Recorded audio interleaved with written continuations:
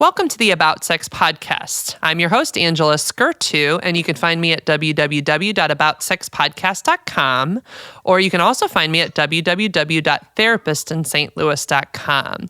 And today I am interviewing Karen Washington, who is an LMFT, and her goal in life is to make the world a better place, one sex life at a time. And we're also joined by her kitty. So if we hear every now and then a meow, know that that is her co-host. Karen, thank you for joining us. Well, thank you for inviting me, Angela. I appreciate it. So, what else would you like some of my listeners to know about you and what you do? We'll just start with a brief introduction of you. So I am in group private practice up here in Chicago, Illinois, and I am the primary sex therapist at the group practice. I consider myself a generalist in terms of there isn't much within the realm of sex therapy I won't work with. I just graduated a master's in human sexuality actually a couple weeks ago as well. So, congratulations. Thank you. Thank you. Excellent. So, and what's your website in case people are interested in finding you? So the group website is relationshipreality312.com. And you can find my profile on there and a little bit more about the practice in general. I also have my profile on Psychology Today, but otherwise, unfortunately, I am woefully inept when it comes to technology and website stuff. So, okay. Well, so I'm curious. So you said you talk about pretty much anything sexual related. What are some of your favorite? I know that there's a lot of different sexual issues to work on. So, and maybe this is a weird way of asking it, but what are some of your favorite problems to work with? Only therapists would understand that question. Right? That is very true. Well, I love to work with couples on just improving their sex life, on, whether it's, reconnecting and improving the quality and prioritization of their sex life. I love to work with consensual non-monogamy. I love to work with, I don't know. I love all of it. I really do love all of it. That's the problem. No, that's why we do it. We love all your problems. That's the point. This is so exciting. Exactly. Exactly. All right. Now, before we get into this next conversation, I just want to stop to give us a word from our new sponsors. So I am now working with a really cool company called Let's Get Checked. You can find them at trilgc.com/staykinky. What's really cool about this company actually is that they're doing testosterone testing for men and hormone checks for men and women.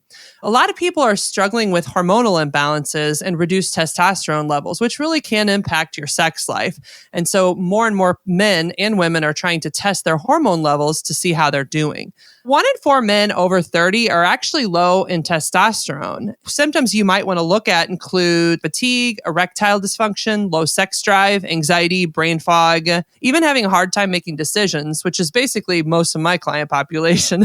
Just teasing. But enough of you who come see me are actually really struggling with testosterone levels and your sex drive. So what's cool about this group is you can pick from either a male hormone test kit, a female hormone test kit, or an STD test kit. And what's really cool is they send it right to you in your home. You do what you need to do to take the test. And depending on what test you use, you'll either have to do a blood sample or a blood sample and a urine sample. And then you send it back and everything's completely confidential. And basically, they deliver to your home, they collect your sample, they review your results for you. So depending on what happens with your test, they may provide a prescription in some cases. Usually it would only be for something like if they're treating STDs. If you do end up having something longer term like hormone therapy, then you'll likely be referred to a longer term provider. But at least you'll know where you stand. So it's really cool. Your results are available and they'll be reviewed by a physician. And then a nurse will contact you for a consultation over the phone.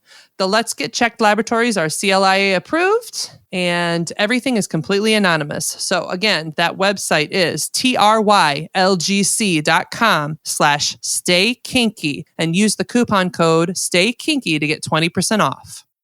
What are some of the things that you really enjoy about helping a couple kind of find their groove again? I know that's a common problem that couples face.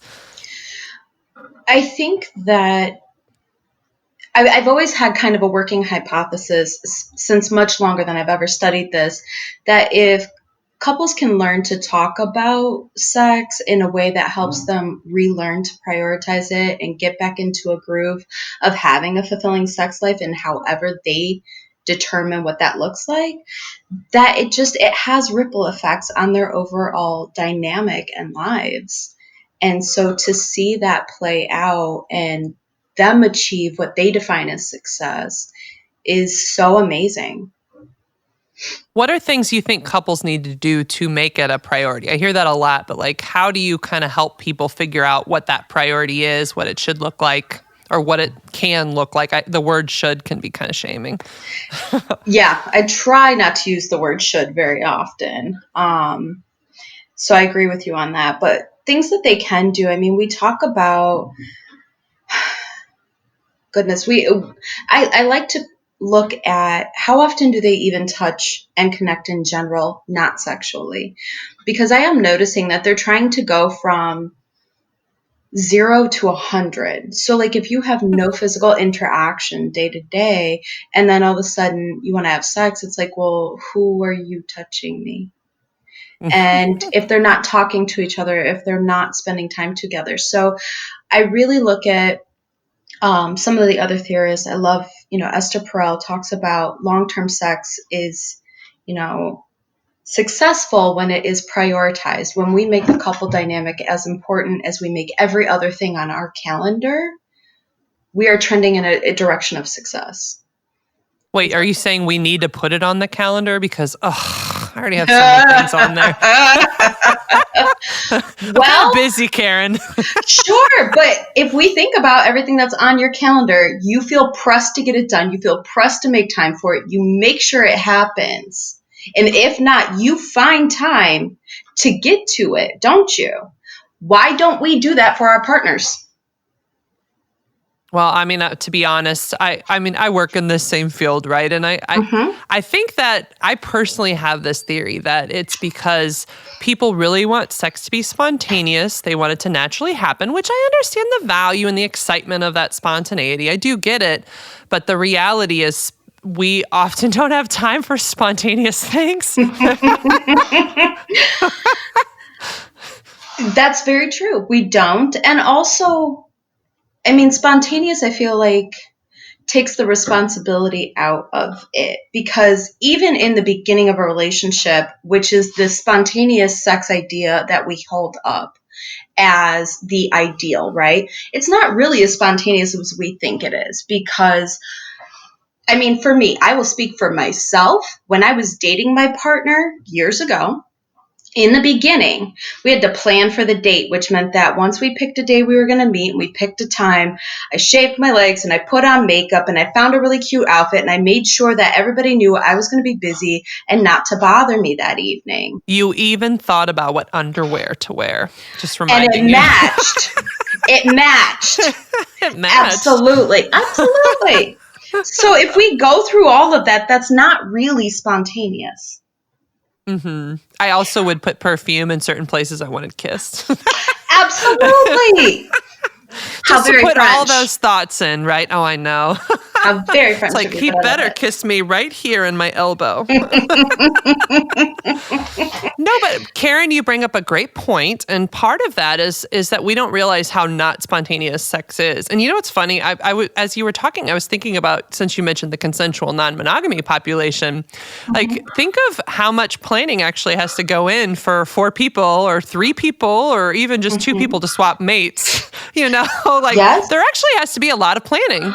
Yes, absolutely. They spend more time actually managing their relationships than doing anything else because they're so focused on being clear in communication and expectations of each of the partners or each of the people involved in their polycule, right? So why are we so against putting in the same effort? Because we're monogamous, because I live with my partner, so what? Therefore, I'm allowed to take him for granted? Karen, why do you think that people why do you think people have such a hard time with it, with that idea? I think that it's a couple of things. If I were to look at just in my lifespan puts me on the cusp of I knew what life looked like before the rise of the smartphone, right? I saw the original big bag phones and the big Zach Morris monstrosity from back in the day. So like I'm old enough to remember we didn't have as much of that. We didn't have to be on 24/7 with this expectation of like very little downtime, always going, social comparisons and social capital. Our jobs are demanding stuff. And now we have this idea of busy culture where if we're not busy, there's something wrong with us.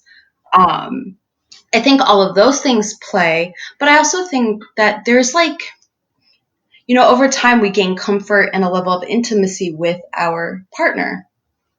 And I wonder sometimes if that does not lend itself to an unintentional laziness. I could see that actually. I definitely have seen with my couples, yeah, like an unintentional laziness or just I think the assumption is it should be spontaneous and kind of naturally happen. So then when it stops being easy is probably the best way of putting it because we did plan before, then we think there's something wrong with us or there's something, like what happened to our relationship? Why is it suddenly broken? When actually I think it's kind of the natural course of the relationship too. But people who seem to do a better job with it know that that's the natural course and work with it and not against themselves. Are you seeing that too? Absolutely. Absolutely. If we can get beyond this idea of when I see people accept the idea that the natural course of a relationship is you cannot remain in the state that you were in the beginning for the long haul without effort. That's the key. Karen, I want to ask you something. So I'd like to trail into non-monogamy a little more since I haven't talked about it in a while. I think it'll be fun today. What do you think that monogamous people could learn from people who are in consensually non-monogamous relationships? I think they could learn a lot.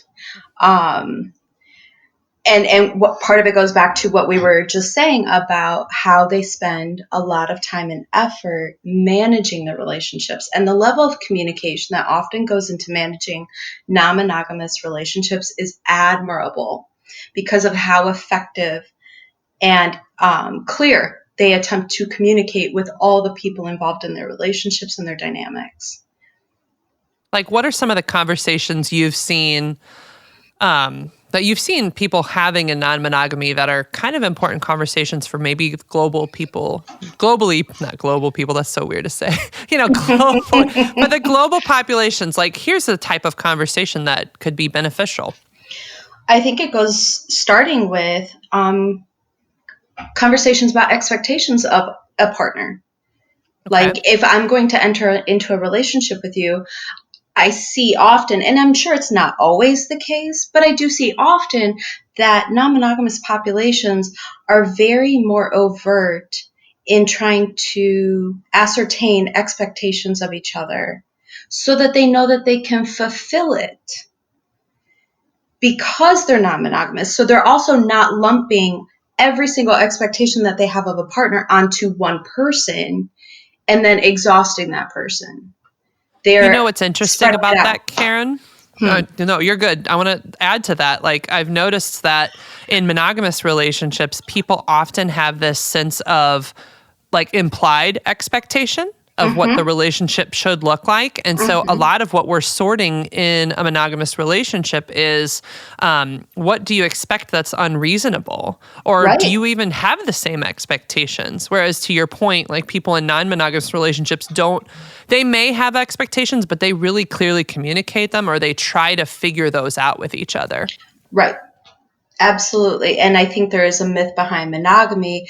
And Esther Perel's talked about this in a few of her different talks as well around the idea of, we once had a lot more people involved in our lives. And so therefore kind of had multiple resources to gain stuff from. And we do see that in non-monogamous communities now, where they have different people that they can have different expectations fulfilled from. But monogamous people have this implied expectation that my partner is supposed to be my best friend, my confidant, my ally, my family, my friend, and my lover all the time. That's a What do you think? lot. What do you think is the challenge or the harm that's done with that? Well, when they screw up and can't fulfill a thing or fulfill the thing in the way that you want them to, then what, right? And There's it a is lot a of, lot to ask. it is. I mean, I see people right now, and to your point about even these implied expectations of, are you even having the same relationship then? You know, or did we end up somewhere down the road where we're married or we have kids and we realize this isn't even what we actually both wanted. One of us wanted this and the other one somehow ended up here.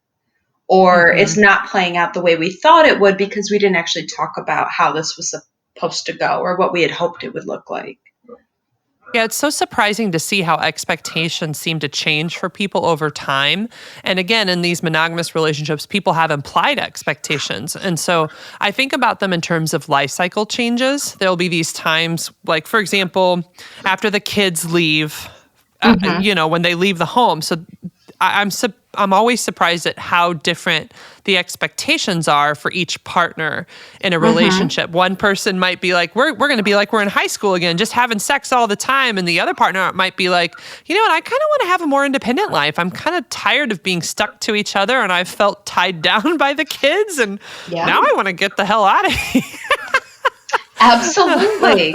Absolutely. I've definitely seen a couple of empty nester or soon to be launching empty nester couples where, yeah, it's like, well, how are you going to handle this? Because once you can't focus on the kids full time anymore, now what?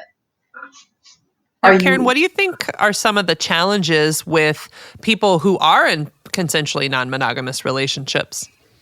Oh, I'm sure it's a lot of work to manage that. It is definitely a lot of work. And I think going back to in monogamous relationships, we're not dealing with expectations at all. But if we were, it is only with one person.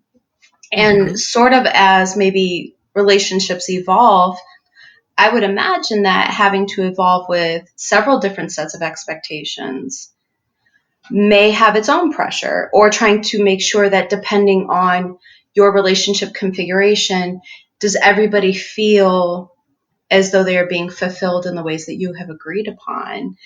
And at any given time, somebody may feel as though they're falling short or not getting fulfilled in the way that they had hoped to.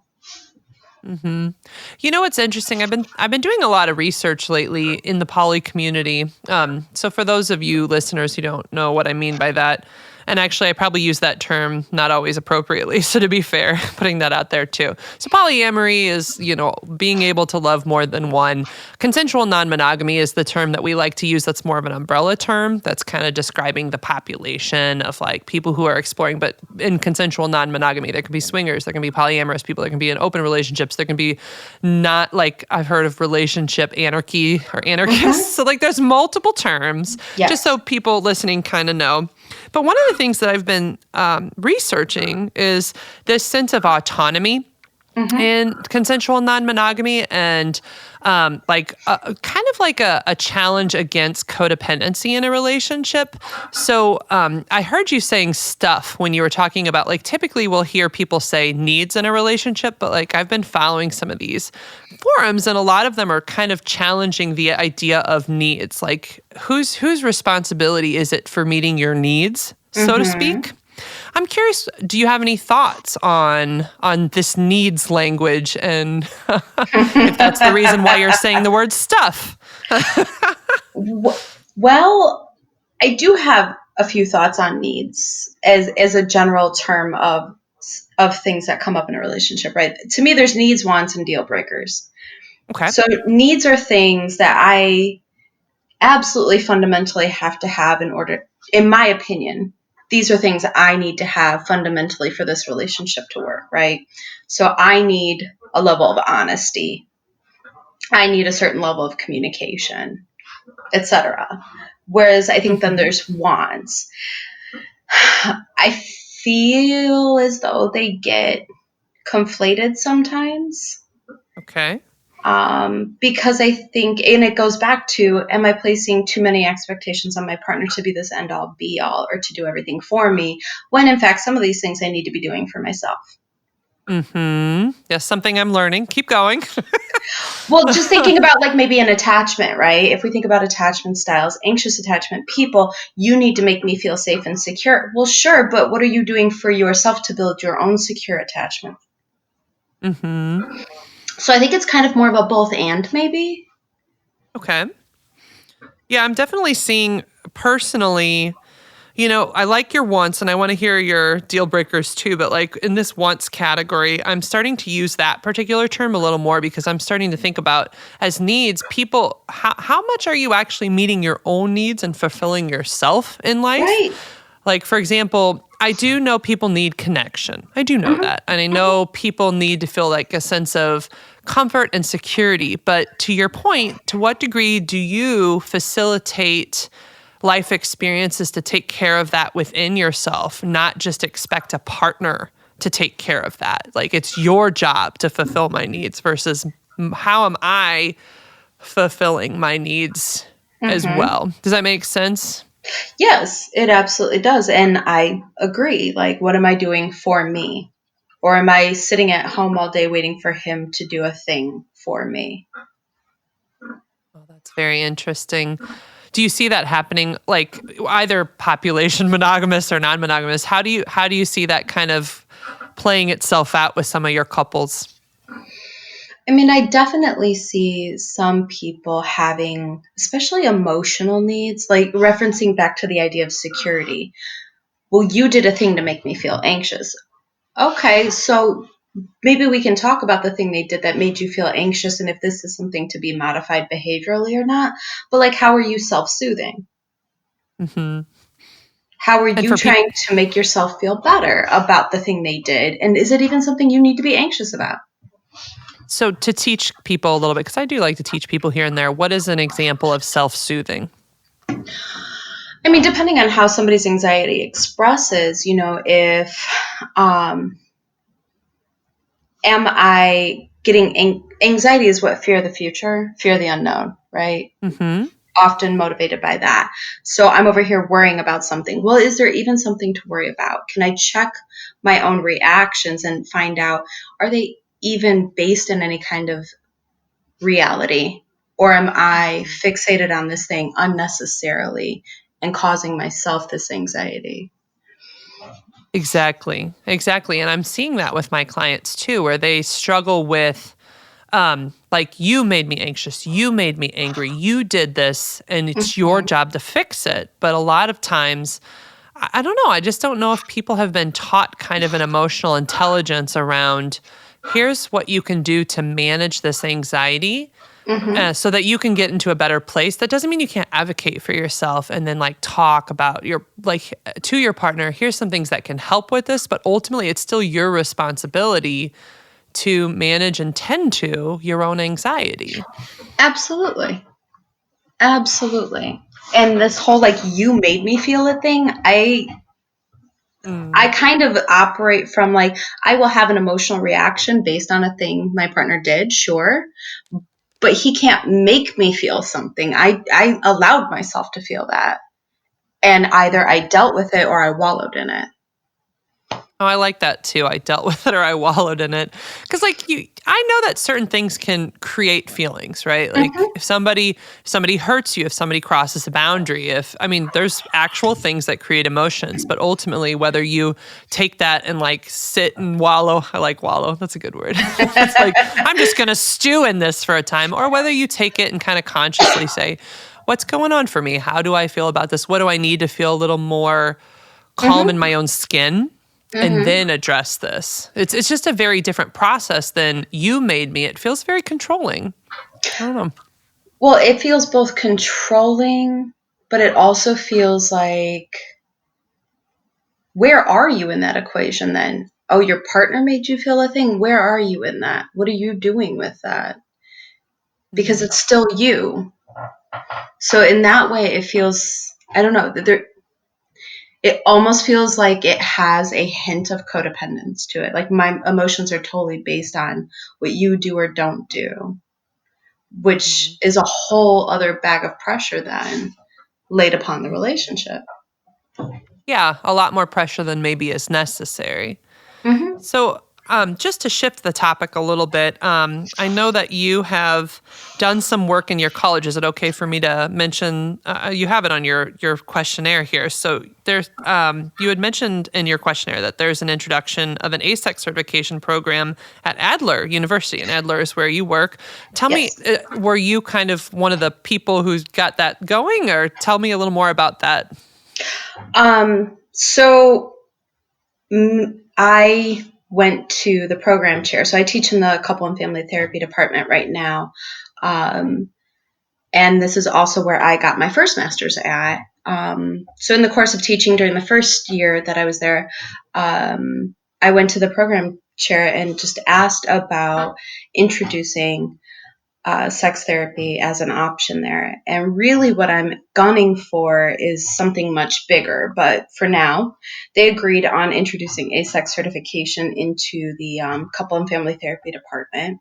So, myself with Department Chair Christina Brown, who's originally from Missouri, and Katie Roach, who was a student of mine and will now be a colleague of mine, we worked our tails off to get a whole bunch of data collected as to why this is super important and relevant and sent it upstairs, and the board accepted implementing ASEC certification.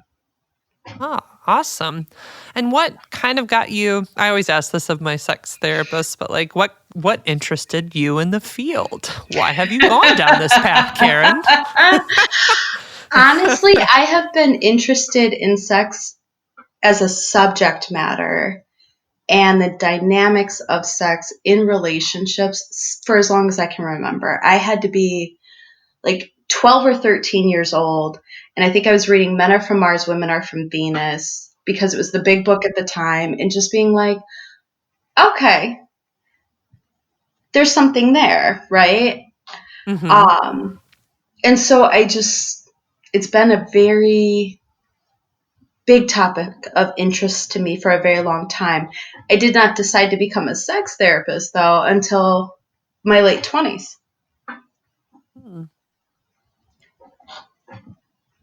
And So, what were some of your steps along the way? so I actually went to college originally to be a pre-law major. That's an interesting switch. Right. um, and through some twists and turns and everything else, I was a pre-law major all the way up until, oh geez, about 2007. I was still intending on going into law, and I was talking to my therapist at the time, and she's like, Karen, you'll be a great lawyer. She's like, I have no doubt you do fine with it. She's like, but I don't think, she's like, something tells me that's not for you. And I was like, oh, Really? okay. I was like, so you tell me, what should I be when I grow up? Because in 2007, I'm already like 25 years old. I'm a year and a half from graduating my undergrad finally. I was like, so what am I supposed to be? And she's like, I don't know, but not that. She's like, go home and think about it. And I was like, oh, okay, thanks. What? It's like, I'm just going to shift your whole college career here. But so I went home and I thought about it for like 2 weeks. And she had asked me, she's like, well, what are you good at? And how would you get paid for it then? And I thought about it and thought about it. And I was like, well, the one thing I'd love to do is talk about sex. So I was like, well, can I get paid to talk about sex all day? And she's like, why don't you become a sex therapist? I was like, sold.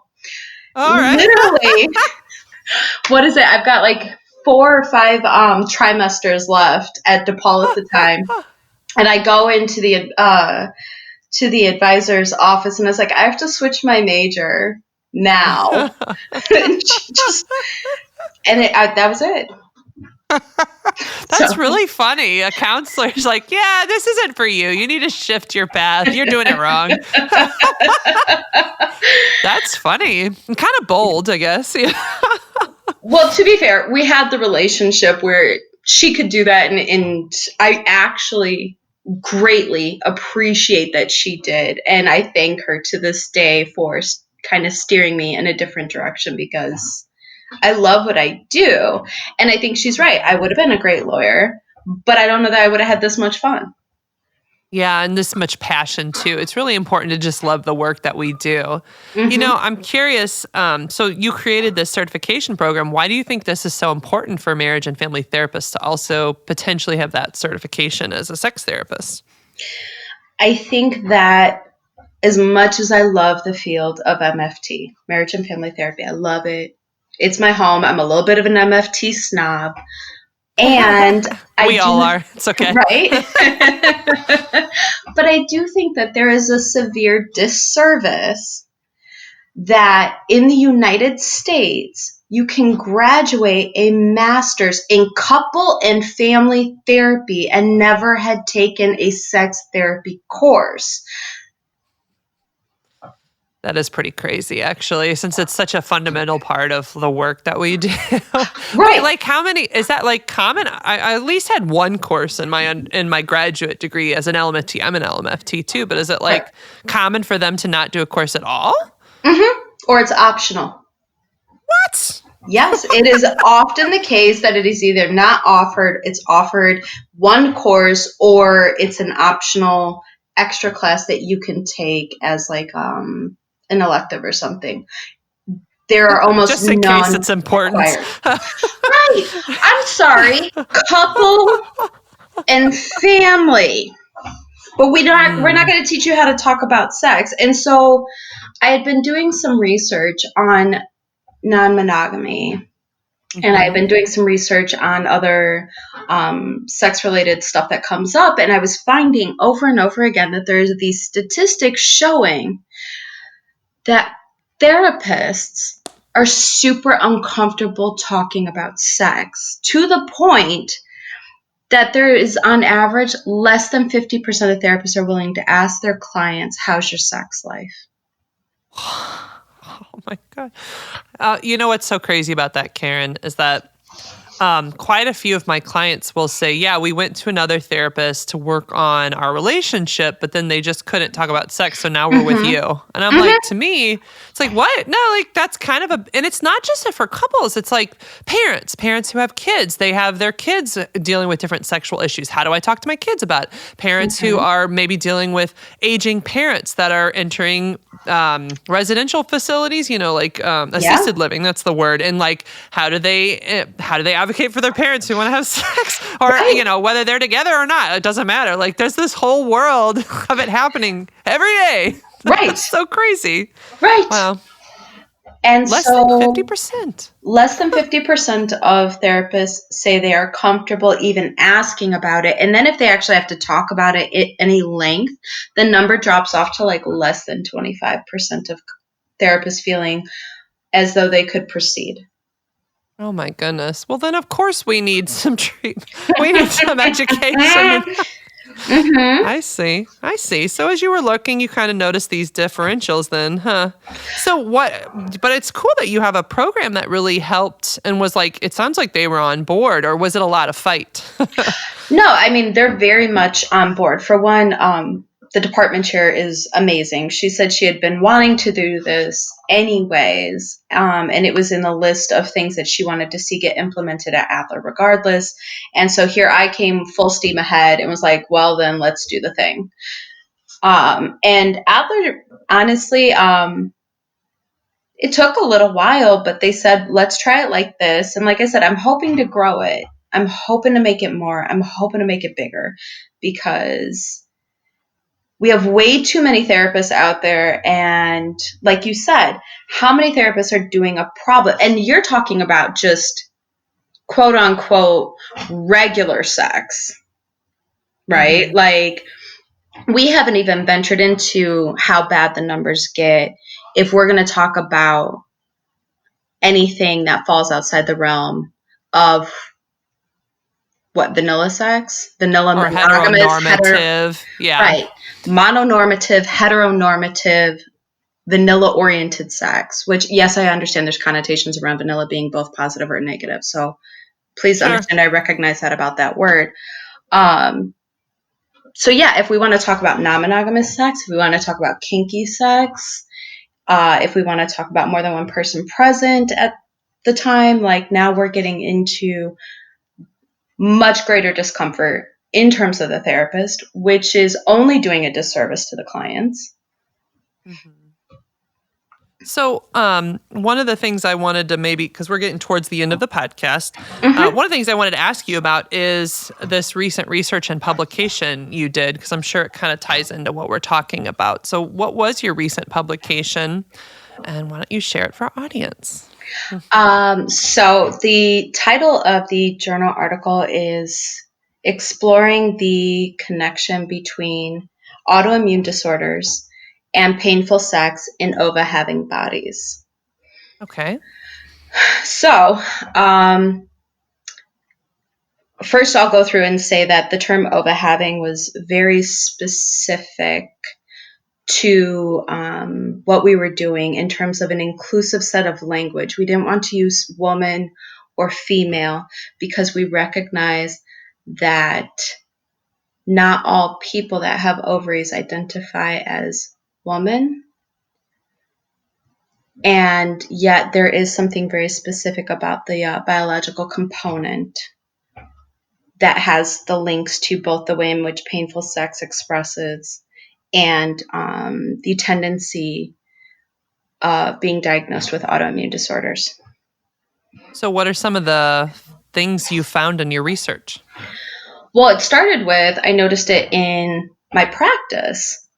I have noticed a statistically significant number of the persons I see that report painful sex also have a comorbid diagnosis of an autoimmune disorder. And that got me wondering, like, is there something there that's having both of those things show up so frequently in so many different clients too? And the autoimmune disorders aren't even the same, but they're all reporting an autoimmune disorder and they're all reporting painful sexual experiences. So, myself. Like, what's an example of a couple of autoimmune disorders? Because not everybody knows which, just 2 or 3 that are common ones that might be comorbid. I don't know that they're common, but ones that I'm seeing are like rheumatoid arthritis and painful sex.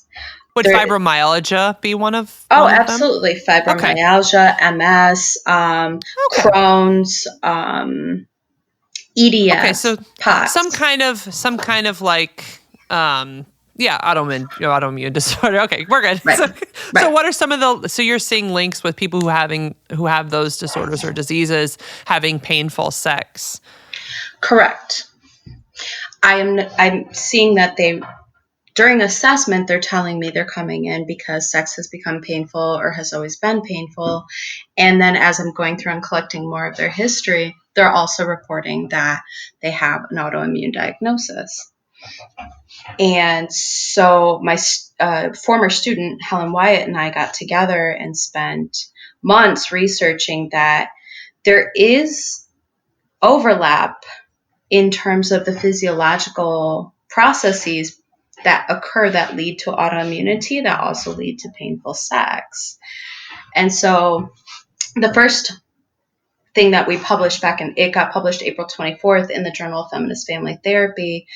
That was us doing the content analysis and really looking to make sure, like, the thing that we're looking at, the comorbidity I'm noticing, there's a link there. There's something definitely there. So we are actually in the process of applying for IRB approval to start doing qualitative research around this on a much larger level. Gotcha. What are some of the things you're hoping to find? I'm not sure yet. To be That's really all part honest, of research, right? It's like we're just gonna fiddle around and figure out what we find. I mean, it's like I know I have questions, and I have so many questions because part of it then goes into, well, the medical field isn't really paying attention to it, right? And is this treatable? Is it? I mean, it's treatable, but you know what I mean, like. What's it going to take to treat it? Is there a way maybe to prevent this from happening? Is there What are the best methods possible? And can we start, maybe organizing something around this? Because I've also noticed, because again, it's over having, a lot of my clients are getting told by their doctors, that their sex life shouldn't be a priority given everything else that they're dealing with. Oh, Which I is see. They kind of push it down. awful. Yes. They dismiss it, or it's not that bad, or you should just be happy to be alive, or, like, well, we'll deal with that later. It's not that important.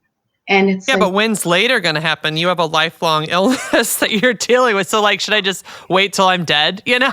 Right. It's very dismissing, as you say. And so I've definitely noticed how people kind of get challenged by this because they truly want, sex life is part of quality of life. And when doctors dismiss that, then it feels very disheartening. I mean, that's why we get those clients, right? Because they're like, I want to talk to somebody who cares about my sex life. Clearly my doctor doesn't. Right. Exactly. And so I'm just wondering, what can we do with this to maybe change that? I gotcha. Well, so what kinds of things do you want to see happen? I'd like to see, I'd like to see definitely more collaboration between sex therapists and physicians on a much more holistic level, where this can be just as important as everything else about their quality of life.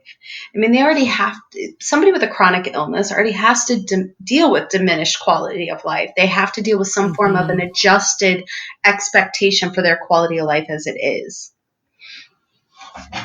Why can't they have this thing? Yeah, it just seems like something else to kind of attain. Well, Miss Karen, I appreciate you coming on the podcast, but we are actually towards the end of our time because, right. I have limited time for everyone. Right. So for anyone listening in, what is kind of a final thought you'd like to leave them with, or even stating of any links, of course, too. This is where you get to do a good pitch, but then also just hey, this is important and I care about it.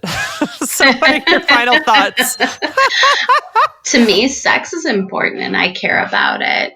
But I think that everybody everybody deserves a safe, sane, consensual sex life that brings them pleasure in the way they define it. That sounds wonderful. And how do they find you again? So you can find me on relationshipreality312.com. You can find me on Psychology Today. And that's about it because, like I said, I'm terrible with every other form of trying to market myself. So that works just fine. You're good. All right. Well, Karen, we have been speaking with Karen Washington. Thank you so much for joining me today, Karen. Thank you for the invitation, Angela. You're welcome. You betcha. And then for those of you listening, this has been www.aboutsexpodcast.com. You can also find me at www.therapistinstlouis.com. Thank you all for listening and stay kinky, St. Louis.